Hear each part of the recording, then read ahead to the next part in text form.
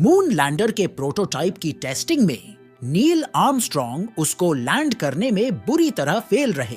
आखिरी कुछ सेकंड में किस्मत से अपने आप को लैंडर से इजैक्यूलेट करने से उनकी जान तो बच गई, लेकिन जब मून लैंडर ने मून पर सफलतापूर्वक लैंड कर लिया तो लोगों को इस बात पर यकीन ही नहीं हुआ और यहीं से कहीं कॉन्स्पिरेसी थ्योरीज बनने लगे। जैसे नील आर्मस्ट्रॉन्ग ने जो बूट्स पहने थे, उनका डिजाइन चांद पे दिखाए गए पैरों के निशान से मैच नहीं होता। तो क्या नासा ने अपोलो 11 को सच में चांद पे लैंड किया था, या ये बस सोवियट्स को नीचा दिखाने के लिए एक सोचा समझा कोई ढोंग था? कॉन्स्पिरेसी थ्योरिस्ट का कहना है कि अगर अमेरिकी फ्लैग का एक तरफ ब्राइट है तो फ्लैग के दूसरे साइड में इतने समान रूप से रोशनी कैसे पड़ रही है। असल में जो चांद पर अमेरिकी फ्लैग लगाया गया था वो नायलॉन का बना हुआ था, और नायलॉन की एक क्वालिटी ये है कि उसके बीच में से लाइट आसानी से पास हो जाती है। लेकिन अगर चांद पे कोई हवा ही नहीं है तो ये फ्लैग ऐसा लहरा क्यों रहा था?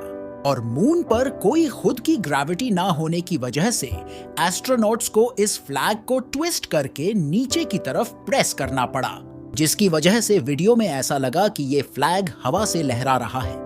दूसरी थ्योरी यहाँ पे बताई गई कि जो फोटोज उठाई थी नील आर्मस्ट्रॉन्ग और बज ऑल्ड्रिन ने, उनमें कोई स्टार्स क्यों नहीं दिखाई दे रहा? वो इसलिए क्योंकि जब अपोलो 11 चांद पे लैंड हुआ था वो चांद पे दिन का समय था, मतलब सूरज की रोशनी चांद की सतह से रिफ्लेक्ट हो रही थी। इसी वजह से उन फोटोज में कोई स्टार्स नजर नहीं आते। एक और थ्योरी यहाँ पे उठाई गई कि जो नील आर्मस्ट्रॉन्ग ने बज ऑल्ड्रिन की फोटो ली थी उसकी रिफ्लेक्शन में नील आर्मस्ट्रॉन्ग के हाथ में कोई कैमरा नहीं है, तो नील आर्मस्ट्रॉन्ग ने फोटो उठाई कैसे? वो इसलिए क्योंकि उनके हाथ में कोई कैमरा नहीं था, क्योंकि जो कैमरा था वो उनके चेस्ट पे सूट के ऊपर लगा हुआ था। इन सब थ्योरीज के अलावा एक ऐसा सवाल उठा जिसको अर्थ के एटमॉस्फेयर में एक्सप्लेन करना इम्पॉसिबल है। जब मून लैंडर ने मून की सरफेस पर लैंड किया तो इंजन के थ्रस्ट से उसके नीचे एक होल क्यों नहीं बना